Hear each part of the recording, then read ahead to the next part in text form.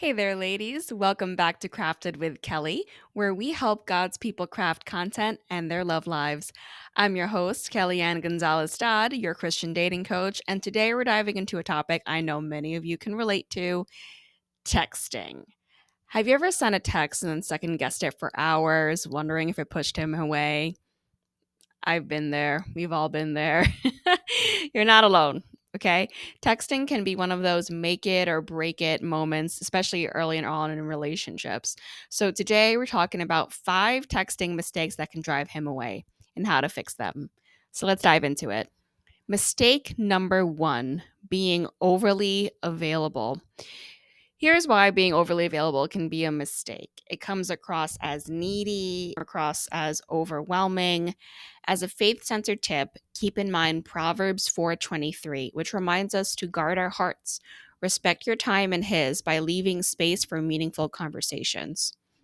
So, what are some ways to prevent being overly available? Even if you are actually quite available, you can be one of those texters who, even if you do have stuff going on, you're quite responsive. So, one way personally that I like to seem a little less available is to put on focus modes. And it's not like you're tricking someone or you're making it seem like you're hard to get or any of that, because you actually have stuff going on. We all have stuff going on. We don't want to seem too eager beaver, especially early on. So having a focus mode by only letting in certain text messages from certain people come in or calls come in at certain times, put on a work focus mode, especially if you have iPhone, you have those focus modes. I'm not sure about Android. I'm sure Android has some feature that's really helpful. Let me know in the comments. But whatever you got to do, put on do not disturb, put your phone away, put it on in the other room. Take a minute to breathe. You don't want to come across like you're going to be someone who's going to be really needy, need to talk to someone all the time. That can really drive him away, especially when you're dating early on. Okay, mistake number 2: texting too much or too soon. So, if you feel like you are tempted to text him a lot, it's important to remember you're not texting one of your girlfriends here. You're not in one of your group chats. Texting him too much and too often or too soon can feel like you're pressuring him or rushing into a relationship. So it's really important to understand his texting rhythm. This could be an exception if, for example, maybe he's also a very eager texter. Maybe he's a really big texter as well. Get a sense of his texting rhythm. Does he text once a day, every other day? Does he prefer a phone call even? Or does he actually like to text like every hour on the hour and like to get updates about your day? Or is he kind of just more of a texter on like a need to know basis? Like, hey, he'll check in every now and then or only when he wants to make plans. Everyone's a little bit different. Everyone's got their own rhythm. Get to know his and he'll get to know yours. But in general, especially for us women, we don't want to text too much and we don't want to text too soon. Let him take the lead and see how he communicates and follow suit. Okay, mistake number 3: using passive aggressive language. As much as possible, let's avoid being passive aggressive. It's a mistake. It creates confusion, it creates tension. What are some examples of passive aggressive language? For example, you're saying something like, I guess you're too busy to text me.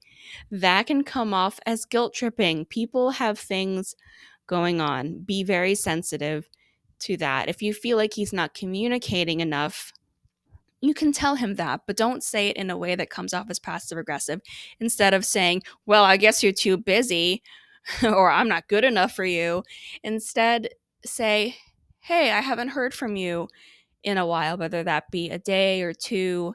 Um, can we talk? Just want to check in, or hopefully you two make plans to see each other sometime soon. You don't want to just be stuck in a texting relationship with someone either. I know that could be an exception if, for example, you're in a long distance relationship. That's a little bit different. But as much as possible, if you're actively dating someone and they're within your area and they're not long distance, you do want to be making more plans to see each other and get to know each other in person, as opposed to it just being settled into a texting relationship. So let's keep scripture in mind. Ephesians 4:29 encourages us to speak words that build others up. You want to be direct and kind. So speak the truth in love. Okay, here's mistake number 4, misinterpreting silence. If it seems like this guy you're dating is just not texting you enough, if all of a sudden he goes radio silent, we can automatically assume the worst in our minds. We're thinking all of these sorts of things, but it's a mistake. Jumping to conclusions can lead to unnecessary drama. So instead of jumping to conclusions, instead of assuming the worst, take it to God in prayer and focus on your day. Focus on what you've got going on. You know, you can still feel free to reach out to him when it's an appropriate time. Take it to God in prayer. See what he puts on your heart, but don't jump to conclusions. Don't assume the worst. Just assume people have got their own things going on and reach out in due time at an appropriate time. Okay.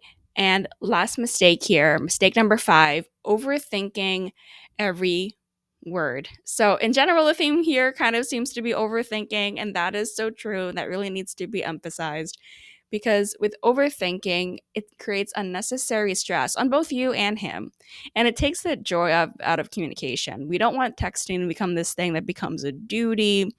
We don't want it to become like a chore. So focus on this verse, Philippians 4:6, which says, "Do not be anxious about anything. Keep it in mind, trust God's timing, and stay wise with your interactions. Remember to keep God first at the center of your relationships and take it from there." I hope this video was really helpful for you. And if you have any questions, feel free to write in the comments below, share this video with a friend or someone who needs it, or feel free to reach out to me for a free 30-minute consultation. And if you like this video, I really recommend my video on 5 things to never say to a man. Thanks for coming, ladies. See you next time.